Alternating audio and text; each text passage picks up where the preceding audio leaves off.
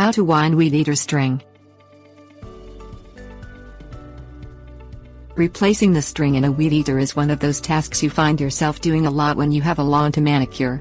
Most weed eaters are designed to make this process as user-friendly as possible, though it still helps to have a clear idea of how the string is supposed to be loaded onto its spool before you begin. Once you've done this a couple of times, it becomes intuitive. Things you'll need: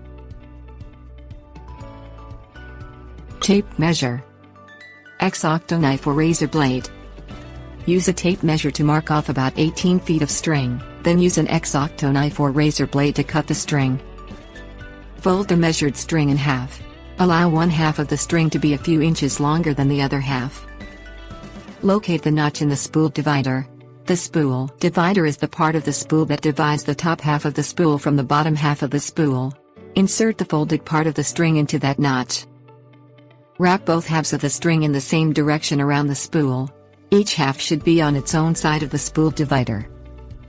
Place the short half of the string into one of the two notches on the edge of the spool, then wrap the long half around to the opposite side of the spool and place it in the notch on that side.